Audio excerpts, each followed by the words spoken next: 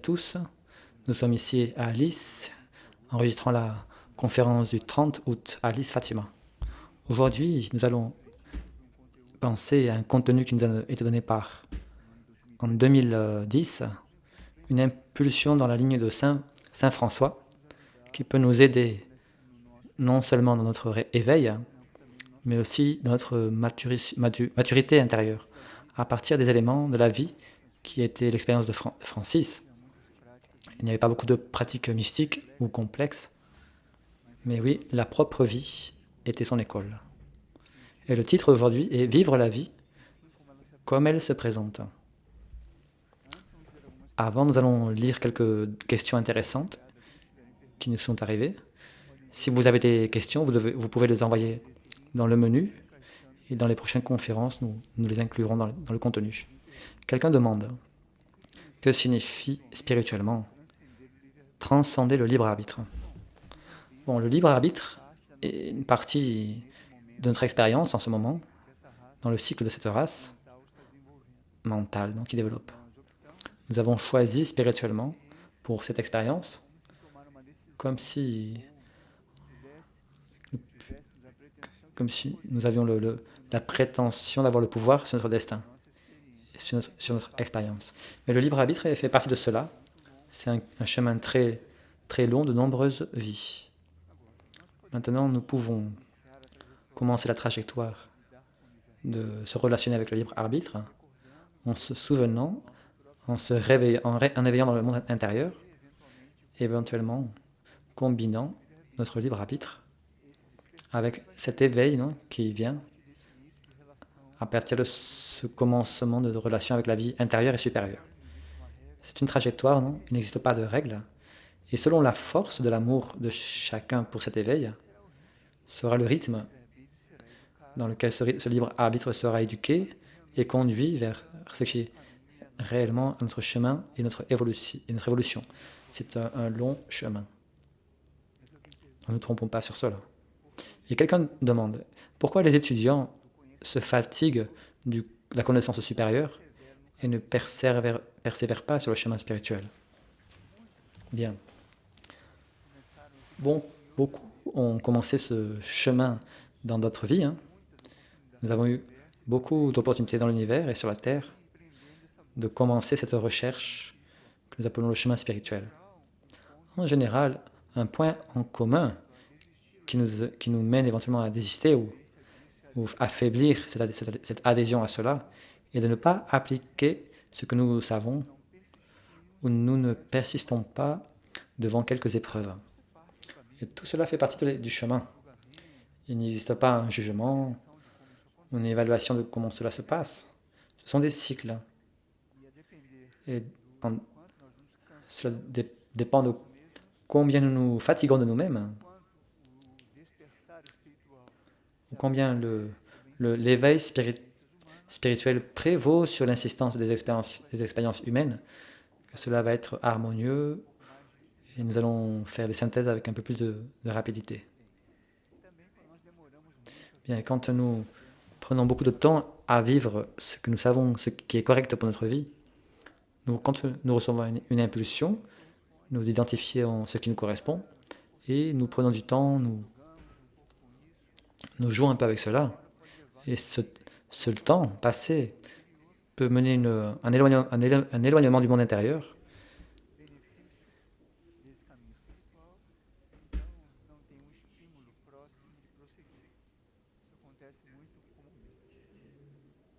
Ça se passe communément. Dans quel état de conscience doit se trouver l'être humain pour comprendre sa réalité intérieure? En étant dans une attitude de foi, ne pas baser ce contact intérieur sur rien de concret, être dans une posture de foi, qui est la reconnaissance intérieure que nous faisons partie d'une chose plus ample. Cela est la foi. On trouve à l'intérieur de nous quelque chose qui est là, qui nous connecte avec quelque chose de transcendant et qui nous calme beaucoup dans le fond. Et combiner à cela aussi une attitude de silence. Nous sommes dans la foi, dans le silence, Et à partir de là, cette réalité intérieure commence à se communiquer avec nous. Nous avons déjà étudié les symboles, les rêves, les numéros. Cela devient plus familier pour nous et nous commençons ainsi notre chemin.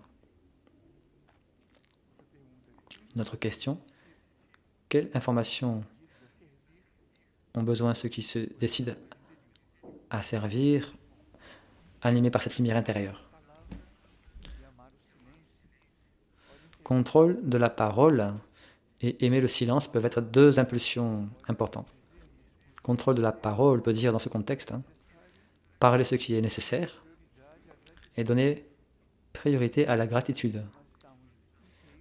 Nous sommes entiers, non, devant ce qui se présente à nous.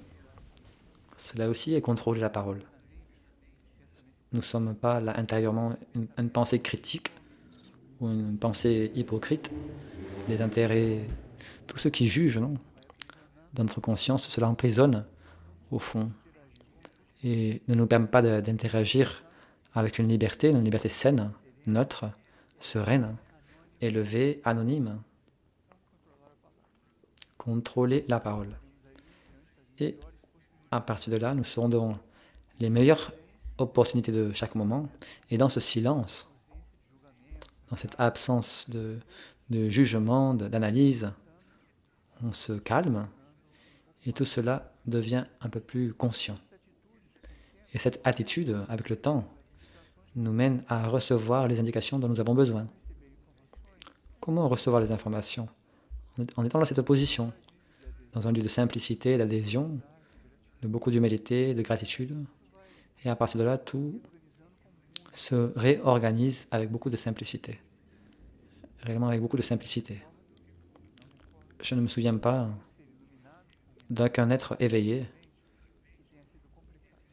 qui a été compliqué. En général, quand réellement l'être traverse un certain portail, il devient chaque fois plus simple. Avec moins d'appareils, moins d'appui, non? Parce qu'il a déjà compris que le sujet est se dissoudre dans le tout et non se remarquer du tout et être plus important que ce que réellement est. Il y a une dernière question très importante dans ma compréhension.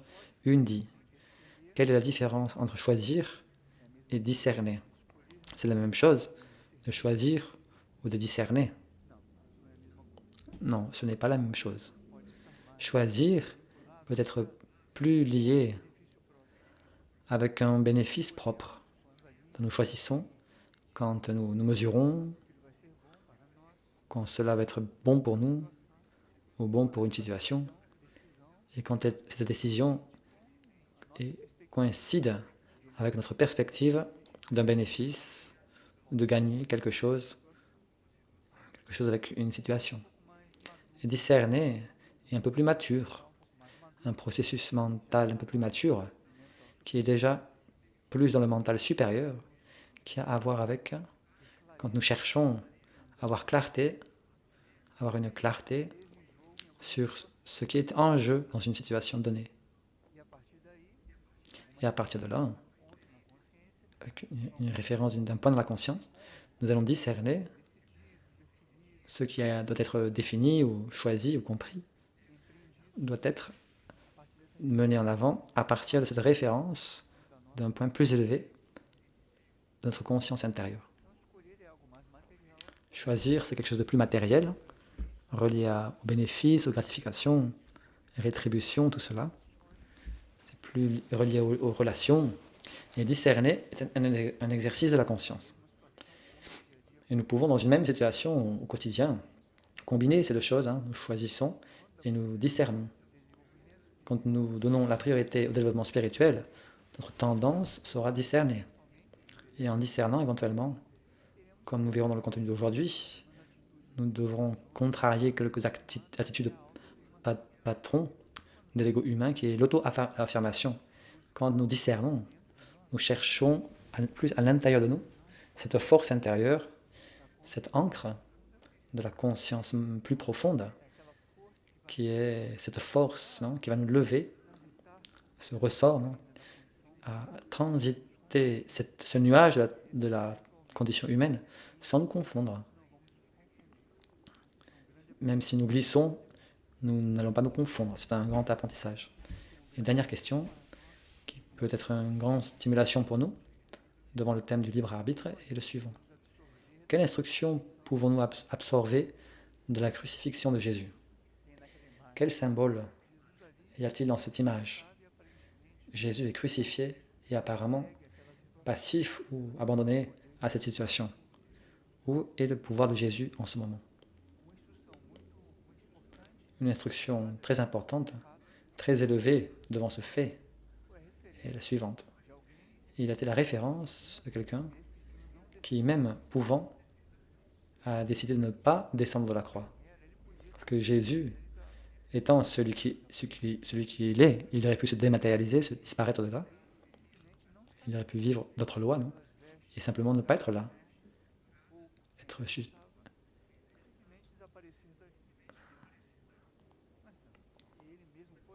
Mais non. Et même pouvant faire cela, il n'a pas voulu descendre de la croix. Il a accepté de vivre ce qui lui correspondait jusqu'à la fin.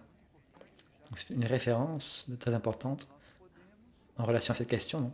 Quand nous pouvons éventuellement faire quelque chose, qu'humainement ce serait attendu, mais spirituellement nous savons que le mieux c'est de vivre jusqu'à la fin, parce que cela accomplira un service plus ample en gardant les proportions. Non? Très bien. Ce sont des questions importantes. Qui a d'autres questions de ce niveau ou quelque autre? Vous pouvez nous envoyer, car cela nous aide à amplifier les préparations des conférences. Bien. Inévitablement, nous sommes créés, éduqués dans notre civilisation à créer des attentes, à désirer des expériences et faire du processus de l'incarnation un processus d'une répétition de ce que nous avons déjà vécu dans notre vie, ou enfin, un certain type d'expérience. Et avec cela, le potentiel évolutif de chaque incarnation, il est très limité. Il est limité parce que nous allons par la ligne du libre arbitre, du conditionnement que le karma nous donne, et cela limite beaucoup le processus évolutif comme un tout. Et à chaque incarnation, comme nous savons par la spiritualité classique, c'est comme si l'âme, elle vivait une amnésie, et même une âme ancienne, une âme en contact avec les instructeurs internes, comme nous parlons dans la dernière conférence, l'instructeur du monde et tout cela.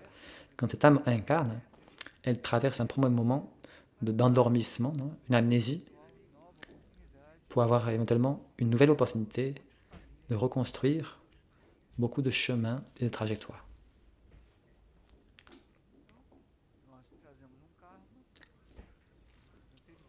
Donc nous apportons un karma de nos vies antérieures, de l'univers aussi. Et chaque incarnation est une opportunité de recommencer un point que nous avons interrompu dans une vie antérieure, même dans le cosmos.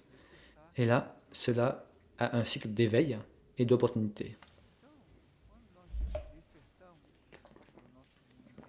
Quand nous nous éveillons pour notre monde intérieur, quand nous ne faisons pas confiance qu'il y ait, nous ne croyons pas à quelque chose de supérieur, nous avons besoin de, inévitablement, confronter notre volonté propre et commencer à déconfier de la volonté propre. Chercher d'autres chemins, d'autres postures qui nous aident à visualiser le moment présent, les possibilités qui sont là dans notre vie normale, du jour, du quotidien, non? Mais qui sont filtrées par ce regard du libre arbitre et de l'auto-affirmation. Et cela ne doit pas être mélangé avec du victimisme ou d'autocommisération.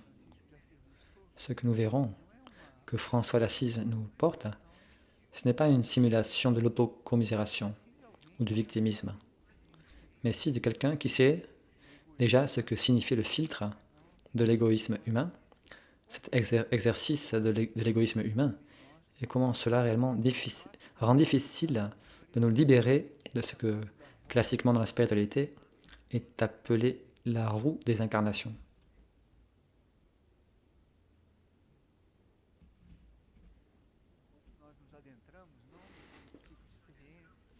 Quand nous entrons dans ces expériences, nous tous, dans un certain grade, nous sommes là. L'humanité est à la fin d'un cycle. Nous commençons à découvrir de nombreuses choses. Mais la première, celle qui est la plus évidente et la plus grande impulsion pour nous, pour insister, est quand nous commençons à nous sentir libres de nous-mêmes. Cela peut être paraître une contradiction. Commençons à faire l'expérience d'une liberté que nous ne connaissions pas, quand nous faisions d'autres types de pratiques qui réaffirmaient cette condition de notre personnalité. Quand nous commençons à ce chemin, cette chimie d'une transcendance de nous-mêmes, l'ego humain, non? Nous allons nous unir à la vie intérieure, il commence à émerger très spontanément un type de liberté que nous ne connaissions pas. Et cette liberté porte une force, une intérieure, un sentiment de joie, que enfin, finalement, je visualise l'horizon, un horizon nouveau, totalement inconditionné, non, de situations externes ou matérielles, totalement libre des autres, des situations. C'est une liberté considérable. Bien, cette impulsion que François d'Assise nous porte, nous mène, nous donne, qu'il intitule lui-même la chimie de la transcendance. Elle est la base de cette étude d'aujourd'hui, qui est vivre la vie comme elle se présente. Nous allons lire ces impulsions. Si durant une expérience intérieure, vous ne sentez rien, vivez-la ainsi. Parce que commence à s'habituer aux gratifications, le commerce projeté dans la vie spirituelle. Quand nous vivons une expérience que nous ne sentons rien, la tendance de la pensée, de la personnalité est d'abandonner cela, de laisser cet exercice de côté, chercher autre chose qui donne éventuellement un certain goût, une certaine rétribution. François d'Assise, un peu sans anesthésie, nous dit: si durant une expérience intérieure, vous ne sentez rien, vivez-la ainsi. Il continue. Si vous devez réaliser quelque chose sans comprendre son motif occulte, faites-le ainsi même. Ainsi comme nous verrons, vivre les choses ainsi même, dans cette chimie, dans cette combination d'impulsions qu'il nous donne, nous aide à transcender, nous aide à voir ce filtre mental, ce préconcept de faire les choses à partir d'un choix propre peut réellement nous éloigner de nombreux apprentissages qui peuvent être en ce même moment. Nous ne devons pas attendre la fin de la conférence pour vivre cela. Nous cherchons à être entiers et vivre et faire ainsi, même si nous ne comprenons pas. Si vous devez réaliser quelque chose sans le comprendre le motif occulte, faites-le ainsi même. Si vous êtes mené à contacter quelqu'un sans aucun motif apparent, contactez-le ainsi. Par exemple, dans notre quotidien, nous sommes là dans un groupe, dans la société, où que ce soit, émerge là une relation avec quelqu'un. Non une relation affective, la vida sociale, la vida normale. Éventuellement, nous sommes menés à contacter quelqu'un sans motif apparent, parce que cela est en relation à un magnétisme intérieur. Il peut y avoir un lien avec la conscience, ou éventuellement, notre ange gardien pourrait être en contact avec l'ange gardien de l'autre et créer un lien, une situation. Il se passe une chimie, un processus évolutif, une relation qui peut se devenir quelque chose de constructif pour les deux. Il continue. Si vous devez décider quelque chose pour le bien commun, qui exige, qui contrarie ton ego, décide-le ainsi même. Cela est très important, pourrait être très important, autant dans la vie familiale, la vie sociale, ou même les groupes spirituels. Parce qu'en général, notre décision est basée sur ce que ou combien nous voyons un bénéfice pour nous-mêmes. Nous allons commercialisant la vie et prendre ces décisions qui correspondent à un bénéfice propre. Et là, il dit, si vous devez répondre quelque chose, si vous devez décider de quelque chose pour le bien commun, qui exige, qui contrarie ton ego, décide-le ainsi même. Et si nous contrarions notre ego dans l'exercice de l'égoïsme quand nous pensons à l'autre, ou dans le bien commun, si ce que nous décidons va promouvoir un type de bénéfice pour un autre ou pour une situation, non pour nous-mêmes. Une impulsion bien importante, bien basique. Il continue.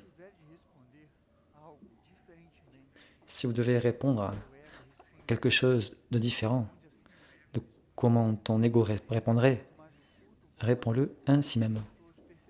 Ça, c'est un point un peu plus occulte, un peu plus abstrait, non, que nous ne percevons pas tous. Quand nous sommes dans ce processus de l'éveil spirituel, nous observons le suivant. Nous traitons une situation, une circonstance qui inclut notre conscience. La tendance de notre ego est de répondre d'une certaine façon ou assurer une position, mais clairement nous percevons dans un plan de fond que la conscience donne une autre impulsion. Non, il commence une certaine impulsion. Je vais dans l'ego, dans la pensée, dans le libre arbitre, où je vais ce qui, très subtilement, est de façon neutre, et c'est comme une déconstruction pour l'ego. Cela s'approche.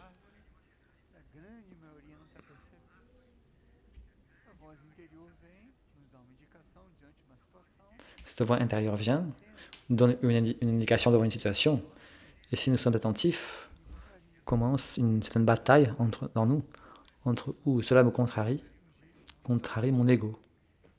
François nous dit là, nous aide. Si vous devez répondre quelque chose d'une façon différente de comment ton ego répondrait, réponds ainsi même. On dirait une chose un peu insignifiante, mais si nous allons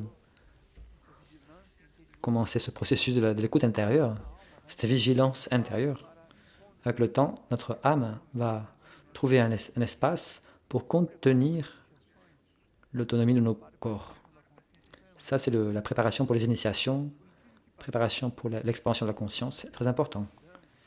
Et autant incroyable que cela paraît, quand nous faisons en relation avec l'éveil de la conscience, la vie spirituelle, les exercices spirituels, toujours en ce moment existe cette bataille entre notre conscience profonde et notre conscience périphérique, ou ego et personnalité. Cette impulsion est importante.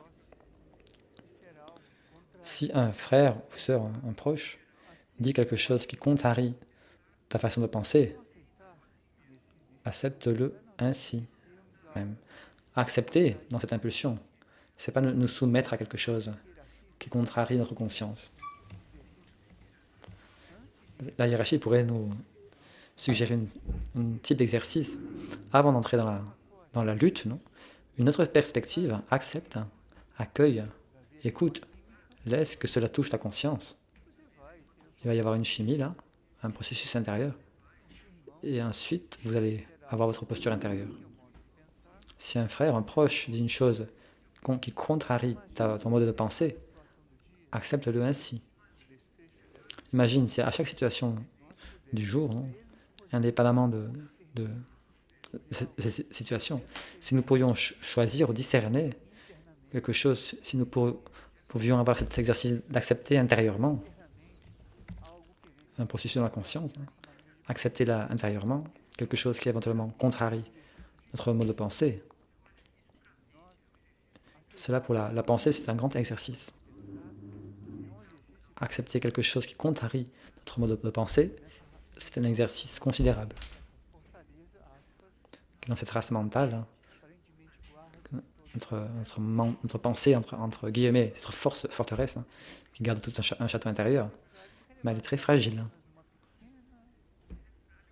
Elle est fragile parce qu'elle est basée seulement sur une petite perspective propre, créée dans de nombreuses vies, et donc limitée. Cette impulsion est très important pour casser ce paradigme du plan mental, des positions mentales.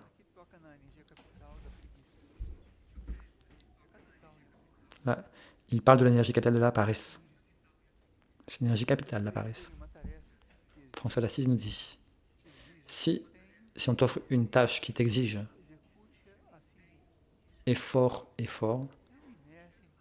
exécute-la ainsi même. Parce qu'il y a une inertie implantée dans la conscience humaine, dans la civilisation. Elle chemine chaque fois plus vers cette inertie. Qu'est-ce que l'intelligence artificielle, non? Sans doute, éventuellement, cela peut aider de nombreuses choses qui sont plus mécaniques, qui n'exigent pas qualité ou discernement, valeur, profondité. Ça peut être un outil important. Mais cela vient d'un lieu de la conscience humaine un peu fragile en termes de profondeur. C'est quelque chose de très immédiat, non? Basé en données, basé sur le passé, basé sur des références. Ce thème de la paresse, il va loin, non? Il va paralyser en nous, non? Comme une désensibilisation de tout ce qui est présent à nous au jour le jour, non? Qui a beaucoup de vie, qui a une certaine dimension en profondité. Cela invite à une relation, nous invite à un processus pour arriver à une situation. Si on t'offre une tâche qui t'exige effort, exécute-la ainsi même. C'est cela, non? Mobiliser un potentiel qui en général est endormi. Cela est connu même dans la mécanique de l'exercice physique. Si on s'habitue si on habitue le muscle avec un certain point, un certain exercice, à partir d'un moment, il ne fait pas plus d'effet. Seulement maintenir le niveau, mais il ne stimule pas pour le développement. Cette impulsion-là, il va casser cette tendance à l'inertie que nous avons tous et qui empêche, rend difficile, voir le potentiel de chaque moment, la vie comme elle se présente, et là, mobiliser éventuellement un certain effort, que nous verrons ensuite le bénéfice de cela, spécialement le bénéfice spirituel. Il y a une chose liée à la question que la personne a fait sur pourquoi beaucoup abandonnent le chemin spirituel. François nous aide là.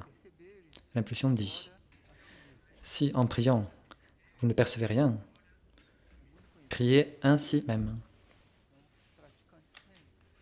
C'est très connu, non, cet attachement que les pratiquants ont au bien-être inclusif qu'ils sentent avec les pratiques spirituelles, quelles qu'elles soient, ou la prière, ou le yoga, ou bien d'autres, la méditation.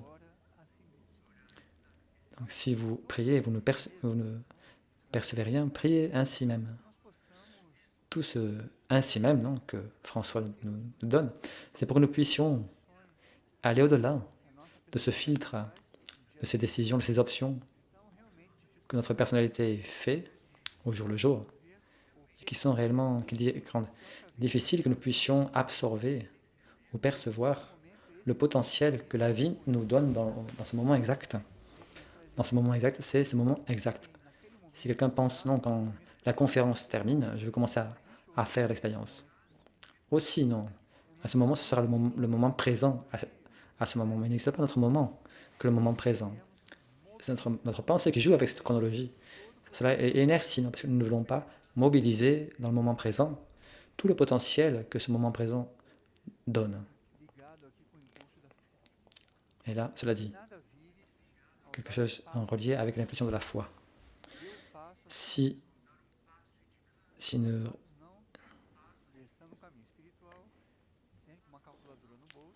nous allons entrer dans le chemin spirituel avec une calculatrice dans la poche, on va calculer les coûts, le bénéfice, ce que je gagne, ce que je perds. Très bien. Et là, l'impulsion dit, si nous si vous ne voyez rien en faisant le pas indiqué, cela présuppose l'obéissance, non? Aimer l'obéissance. Sans obéissance, donc on ne commence pas ce chemin.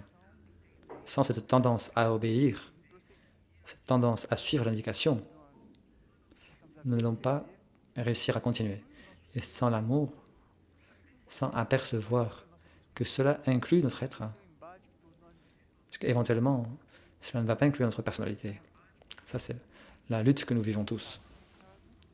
Si vous ne voyez rien, en faisant le pas indiqué, faites le pas ainsi même. Parce que après avoir fait le pas, l'horizon va se dévoiler. L'horizon va se dévoiler en faisant le pas. Beaucoup désistent du chemin spirituel à une certaine hauteur parce qu'ils sont juste dans la réception d'indications, d'informations. Ils vont accumuler des connaissances, mais ils n'appliquent pas cette connaissance. Ils ne font pas le pas qui est percevoir intérieurement. Et ce n'est pas un pas, je dois changer de ville ou de pays ou de changer de vie. Si, ça peut être aussi cela. Mais un pas intérieurement est quelque chose de bien, beaucoup plus proche de nous. Et cela se passe de nombreuses fois par jour. Si notre intention est d'aider notre conscience pour une expansion et pour l'éveil spirituel, à chaque moment, notre conscience va réunir les meilleures conditions pour faire le pas indiqué. Ne faisons pas du pas indiqué un événement. Wow, quel pas important. Ou quelle décision noble. Non. C'est la vie quotidienne, ainsi comme elle se présente. Toujours il y a un pas indiqué et nous devons obéir. Nous devons être très attentifs à cela. Très sensibles et aimer beaucoup ce processus comme un tout. Et comme nous ne voyons rien en faisant ce pas, faire ainsi même et en suivant, nous verrons la différence. Une des plus grandes importances, c'est le sentiment de liberté intérieure. Nous commençons à voir que notre vie ne sera pas plus conditionnée ou emprisonnée par notre personnalité. C'est une libération considérable. Si durant les épreuves, la pensée insiste à en les expliquer ou les contrôler, accepte les épreuves ainsi même. Cette persistance de ainsi même, non, que François d'Assise enfatise tant, cela est très important parce que quand vient une épreuve ou un défi, la tendance est que la pensée commence à défendre, à justifier une posture qu'elle veut défendre. Et nous, éventuellement, ne vivons pas ou acceptons l'épreuve ainsi. Nous évitons les épreuves qui, paradoxalement, ont été attirées par notre propre décision de vivre le chemin spirituel. C'est important de comprendre bien ce qu'est le chemin spirituel dans notre compréhension. Parce que sinon, nous sommes dans un jeu. Toujours quand je ne coïncide pas, ou quand cela ne coïncide pas avec notre volonté humaine, nous abandonnons le chemin. Vous voyez combien d'épreuves, de pièges dans ce chemin d'éveil spirituel. Si durant les épreuves, la pensée insiste à les expliquer ou les contrôler, acceptez les épreuves ainsi même. Une tendance très automatique de la pensée et de l'ego de contrôler les situations va se répéter au moment d'une épreuve. Serait contrôler l'épreuve pour pouvoir avoir une sensation, le commandement sur la situation. Imaginez si l'ego va se permettre à se transcender à lui-même. Cela ne va pas se passer. Dans ce processus, quand il est authentique, de l'intérieur vers l'extérieur, les pratiques enseignent d'autocommisération, les personnes promouvaient une souffrance pour eux-mêmes, ou se priver le corps ou les corps de ce dont ils avaient besoin. Ce sont des pratiques anciennes quand l'humanité est plus dense. Quand une épreuve vient, elle peut être la réponse de l'univers pour nos aspirations. Nous demandons tant au Christ, nous demandons tant à la hiérarchie, tant à Dieu ou à l'univers, non?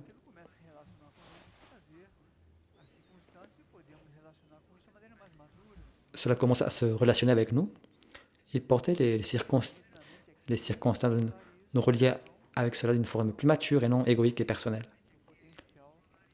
Et quand nous insistons à vouloir contrôler, nous ne vivons pas tout le potentiel que cela éventuellement nous porte.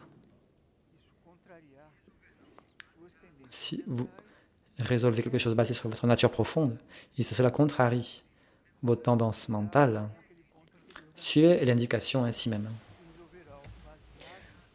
Cela est un peu relié avec le point intérieur du mental.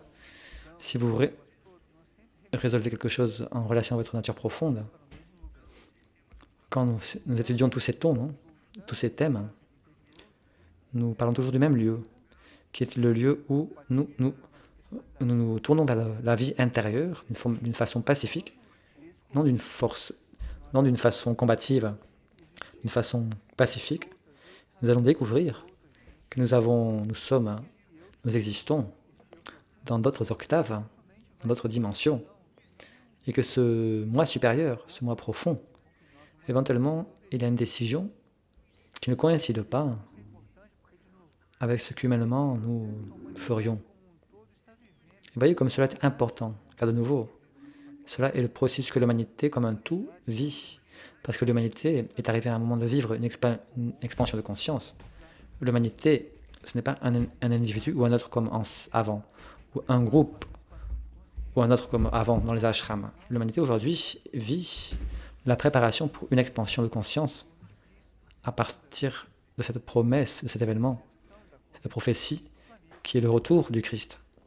La seconde incursion de la conscience du Christ sur la planète. Cela va mener une expansion de conscience pour l'humanité comme un tout considérable. Et ce processus est en cours. Et cette friction, ces conflits, les guerres, les polarisations que nous voyons, est le résultat aussi de cette approximation. Cela va stimuler un processus de définition où nous sommes avec cela. Jésus ne dit pas cela, ou tu es avec moi, ou tu es contre moi. Il n'existe pas un chemin moyen. Et la grande majorité est dans ce chemin moyen, dans cette lutte, non, entre la personnalité, l'ego, la tendance humaine, la condition humaine, ou l'éveil pour le monde intérieur, et vivre cette lutte avec encore plus d'intensité. Parce que beaucoup se trompent, non, je fais du yoga, ou je lutte, je vais à l'église, je fais partie d'un groupe, et je suis chaque fois pire. Non, vous n'êtes pas éventuellement chaque fois pire. Vous vous rendez compte, vous prenez conscience de votre vie intérieure, et vous êtes dans cette lutte. Comment prendre vos décisions, et où poser ou où reposer votre conscience. Nous allons utiliser là une analogie d'une parole de Jésus qu'aurait dit Jésus. Les oiseaux ont leur nid, mais le Fils de l'homme n'a pas où poser sa tête en gardant les proportions. Hein. Quand nous prenons une décision spirituelle, nous nous sentons en gardant les proportions dans cette impulsion de Jésus. Nous ne sentons pas où poser la conscience parce que notre conscience voit que dans ce monde, elle ne va pas trouver ce lieu où reposer. C'est une impulsion très, très forte, très présente de Jésus qui peut nous aider beaucoup. Même lui n'a pas eu où reposer la tête. Mais les oiseaux, si, tout ce qui est du monde trouve de nombreux lieux, non, ou des situations pour reposer la tête, pour s'accommoder.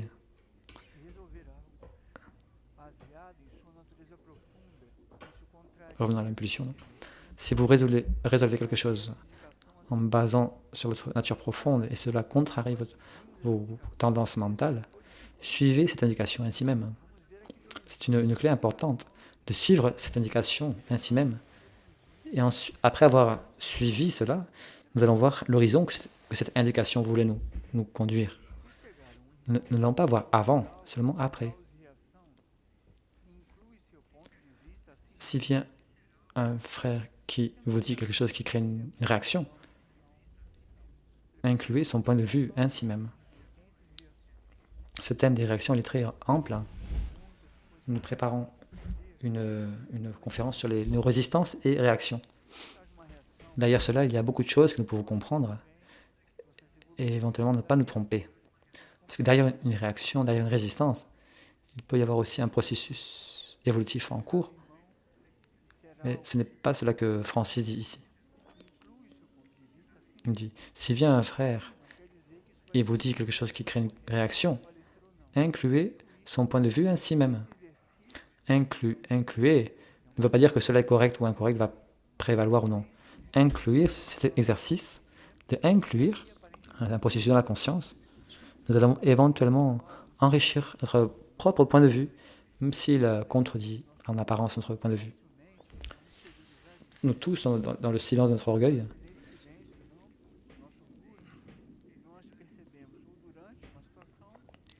quand dans ce silence de notre orgueil, nous percevons, ou durant une situation, ou après elle, oh, il avait raison.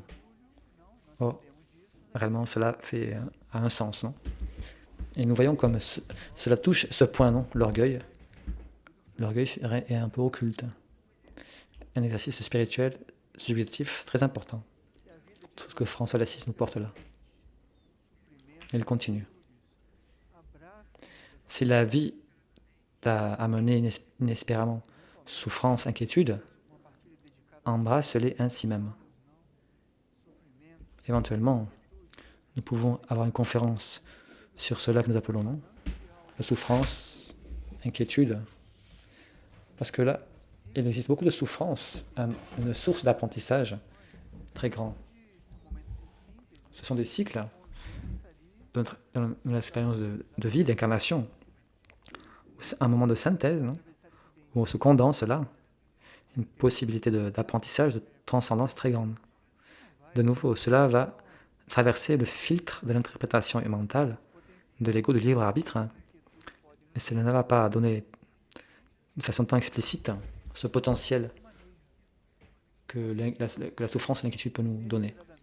François d'Assise nous aide cette forme.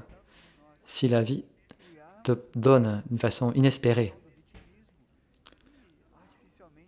cela ne veut pas dire de nous créer cette condition de victimisme et d'une façon artificielle d'attirer l'attention.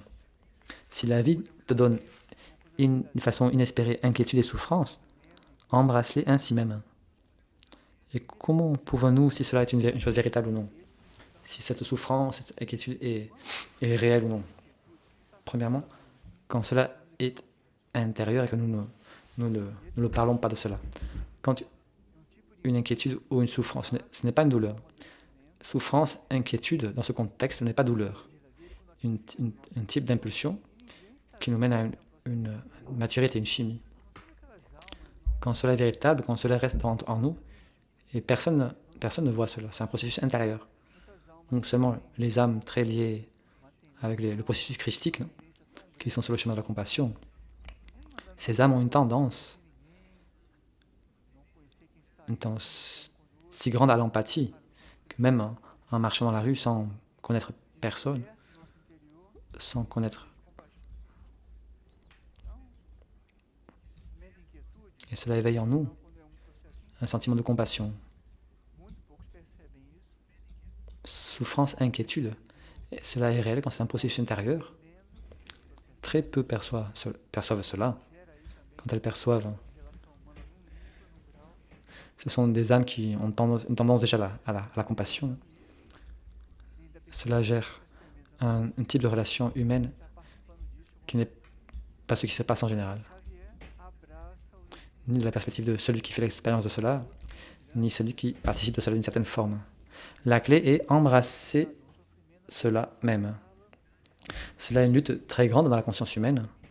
Quand vient une inquiétude inespérée ou une souffrance, nous voulons l'éloigner parce que nous pensons que cela va interrompre ou interférer notre bien-être. C'est pour ça que nous devons définir où nous voulons évoluer spirituellement, non? Dans quelle lutte cela veut dire, ou si nous voulons vivre ce processus d'auto-affirmation de l'ego humain, de la condition humaine. Et ça, c'est un autre chemin. Éventuellement, cela se combine. Ouais, cela est très lent, non? Et avec beaucoup de conflits. Là, il continue. Si au moment de sauter, le mental te refroidit avec des doutes, saute ainsi même. Cette impulsion est importante parce que nous recevons de nombreuses indications au jour le jour, ces indications même diététiques. Personne a une indication même de ne pas utiliser un certain aliment. À une certaine hauteur, elle est invitée à sauter, non, à éviter un aliment, par exemple. On doit sauter, non, et le mental,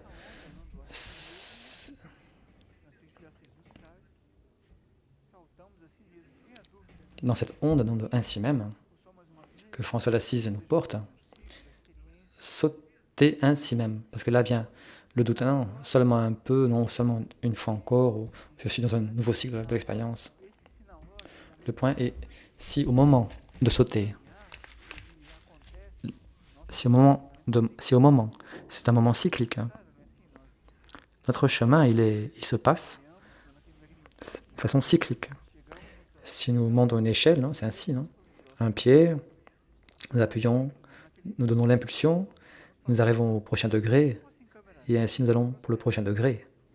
Ce sont des cycles courts en donnant des pas.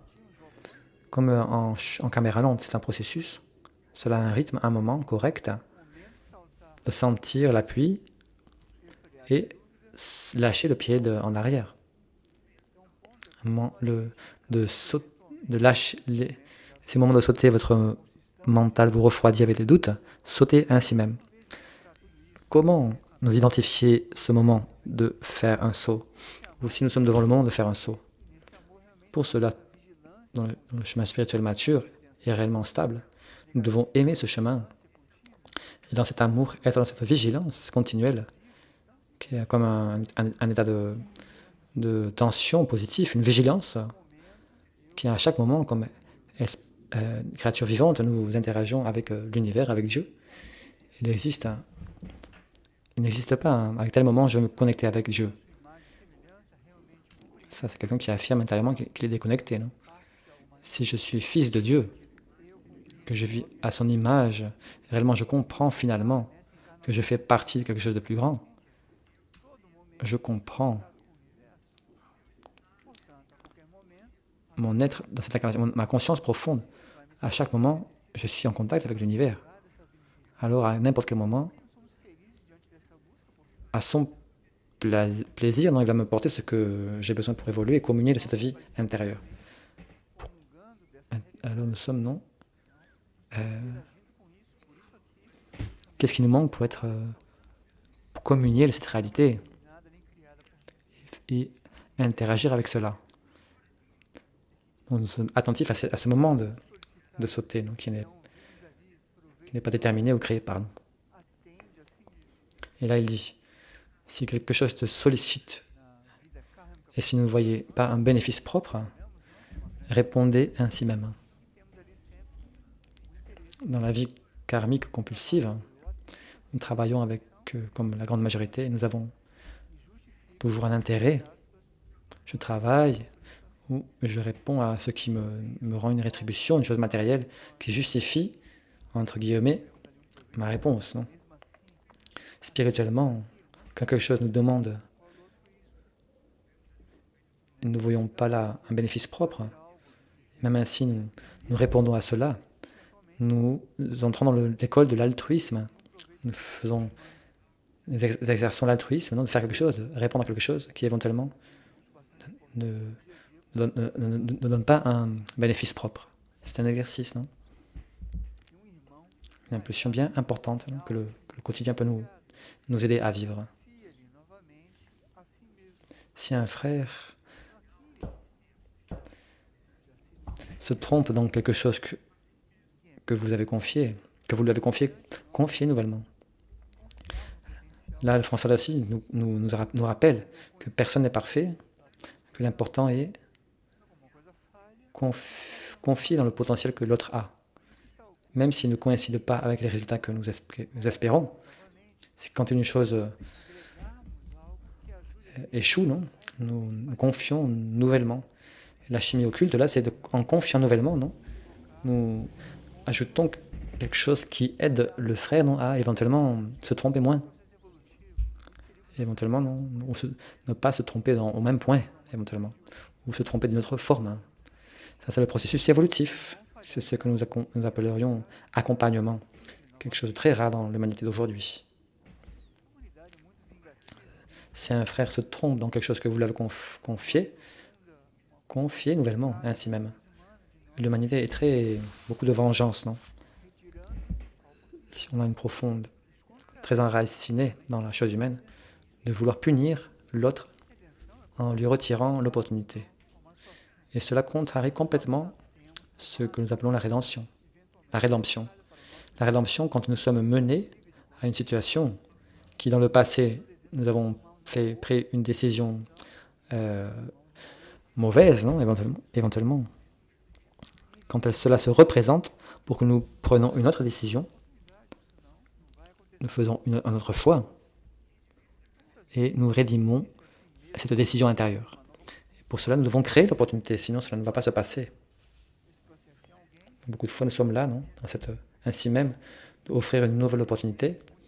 Éventuellement, nous accompagnons ce processus de quelqu'un ou d'un contexte, un exercice de discernement très important et de compréhension bien profonde, cette impulsion-là. Il y a quelque chose là aussi qui cause dans l'ego, la personnalité, une inquiétude. Très superficielle, mais cause. Si un frère ou un proche exécute de forme inespérée avec succès une tâche, approche de lui et apprend de lui ainsi même. Que la conscience humaine est tant orgueilleuse, non? Quand quelqu'un fait quelque chose avec succès, émerge de nous éventuellement une comparaison, une tendance qui jaillit, non, d'un lieu très, très sale, non, à l'intérieur de nous, de l'inconscient, non, qui rejette ou qui compare, ou veut là générer un processus critique, toujours en trouvant un défait en cela. C'est très normal, non? Si quelqu'un dit qu'il ne veut pas cela, c'est un mensonge. Si un frère fait une chose, une forme inespérée, avec un succès, approche-toi de lui et apprends quelque chose ainsi même. Imaginez le grand exercice que cela pourrait être pour la conscience humaine, égoïque incarnée. Faire cet exercice à chaque moment. Même admirer comment les autres exécutent quelque chose que nous, éventuellement, nous voyons que cela enrichit notre propre expérience. Autant par la gratitude de la reconnaissance, non? L'éloge, c'est une chose, mais la reconnaissance, c'est autre chose. La reconnaissance, cela va créer une empathie, une collaboration, une coopération. Dans cette impulsion existe une fondation très solide pour le processus que nous appelons de coopération, qui, à un moment donné, aussi nous dédierons une conférence sur cela. Il change là, c'est la dernière impulsion, c'est la dernière impulsion ainsi même. Si entre les goûts et les dégoûts, vous apprenez à continuer en avant, entre les certitudes et les doutes, vous vous maintenez neutre, si dans les angoisses et plaisirs, vous vous sentez observateur, si dans les épreuves, vous vous souvenez des vœux que vous avez faits et vous souriez, si dans la réalisation de quelque chose, vous vous souvenez que vous n'êtes pas l'auteur d'elle, mais le moyen, si dans la décision, vous incluez des points de vue inespérés et contraires à la nature humaine, si vous obéissez même contrarié, et accomplissez la meilleure forme jusqu'à la fin, si vous ne vous souvenez pas de cueillir les fruits de tes actions, là, pour l'ego, cela est difficile. Si vous sautez les épreuves avec la même joie, si vous saluez les épreuves avec la même joie que saluer les moments de joie, si vous vous arrivez à réaliser les choses sans prendre le pouvoir de cela. Si dans la douleur étrangère, vous sentez dans votre pied, votre peau, la chaleur de l'épreuve et cherchez soulagement pour celui qui souffre, si vous n'avez peur de rien et que vous ne défiez rien, mais si vous allez à la rencontre de tout avec la foi, tout cela peut indiquer qu'entre mon cœur et le tien commence à fluir le liquide précieux. Qu'est-ce que ce liquide précieux? Cela peut indiquer une maturité d'un fruit longuement réchauffé par nous. Nous, non? Ce sont ses frères plus matures, non? Ces hiérarchies qui nous accompagnent. Cela peut confirmer que la persistance dans les lois connues est un chemin sûr. Cela peut ainsi t'apprendre que dans l'oubli de soi-même, dans l'autonégation, se trouvent beaucoup de grades inespérés. Vous voyez comment c'est important. Cela peut t'enseigner que c'est dans l'oubli de soi-même et l'autonégation que se trouvent de nombreux degrés inespérés. Imaginez si les pêcheurs de la Galilée savaient mis au moins ce qui allait se passer ensuite.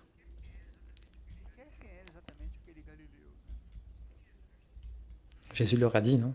Si vous voulez me suivre, niez-vous à vous-même et suivez-moi.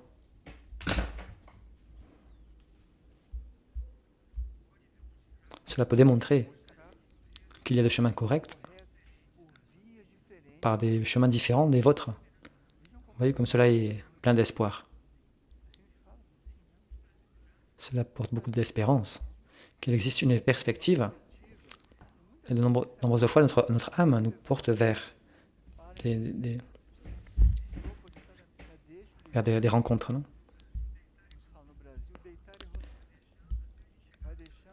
Elle nous laisse agir avec le libre arbitre jusqu'à arriver à ce carrefour. Non? Quand nous voyons que le chemin n'a pas de solution, automatiquement, on arrive à cette impulsion-là.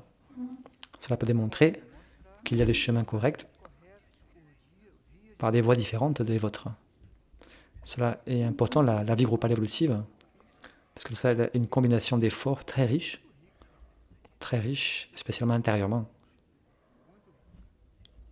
Et là, il dit, cela peut te rappeler que notre main sera toujours avec toi et que notre toucher sera toujours à ton atteinte quand tu te lies à toi-même.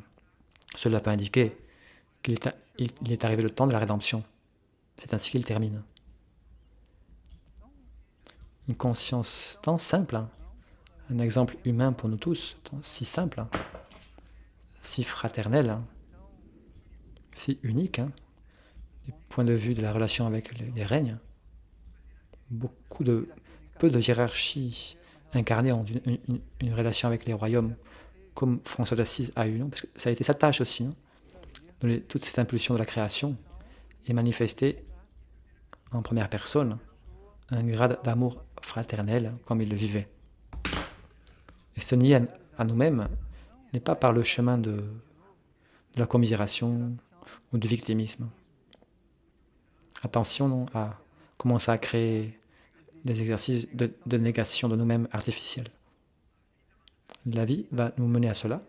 La vie va nous placer devant ces situations. Et ce qu'il porte avant, non? Voir la vie comme elle se présente dans cette impulsion de ainsi même. Cela va créer une condition au jour le jour. Cela est la vie, non? Et cela est devant nous, dans ce moment exact. Nous allons naturellement créer une condition pour que cela se passe. Et sûrement, quand ces consciences nous accompagnent, ces hiérarchies, notre ange gardien, notre monde intérieur, quand elle perçoit que le chemin est ouvert pour ainsi même, alors sûrement tout ce qui a été dit va commencer à se passer. Nous devons consolider à l'intérieur de cela et nous devrons vivre une étape très nécessaire, une première épreuve, une des premières épreuves que nous pensons que nous arrivons à un certain point. Nous commençons à faire l'exercice de cela, nous sentons la libération de nous-mêmes Et nous pensons que nous arrivons à un certain point. En référence au premier travail d'Hercule, travail avec les juments dévoreuses d'hommes, quand Hercule capture ses juments, au lieu de les mener par le lieu sûr, l'analogie est conduisez nos forces mentales par un lieu sûr, qui est notre monde intérieur. Nous les abandonnons à la personnalité. Hercule capture ses juments, dévoreuses d'hommes, il les donne aux mains de l'ego, et l'ego n'a pas de force non, pour se relier avec cela, et elle dévore de nouveau la population. Donc réétudions, non? Je fais une propagande, non? De Irdine Éditeur, qui était le lancement du livre audio du livre d'Hercule, les juments dévoreuses des hommes. Dans ce travail, la clé de ne pas illusionner quand nous commençons à entrer dans ce processus que nous étudions aujourd'hui. Nous remercions beaucoup à François d'Assise, aujourd'hui une conscience connue comme Kutulim. Il était connu avant dans la spiritualité classique Kuntumi. Les hiérarchies vont non changer de nom, ce n'est pas cela. Elles vont amplifier leurs tâches. Le nom correspond à une tâche non, que nous avons dans l'univers. Nous allons faire l'exercice de ces noms humains qui portent aussi une certaine symbologie. Aujourd'hui, cet être que nous appelons François d'Assise est trouvé spirituellement. Sa vibration aujourd'hui correspond à cette clé, Kutulim. Nous allons remercier cette conscience extrêmement mature qui a connu beaucoup la condition humaine. Il a fait une trajectoire libre d'énergie, de quelques énergies capitales. Il a fait l'exercice dans la condition humaine de nombreuses valeurs et impulsions qui sont pour nous réellement une référence. Avec gratitude, nous remercions. Non? Nous allons vers une prochaine conférence dans 15 jours. Nous nous voyons dans une prochaine occasion.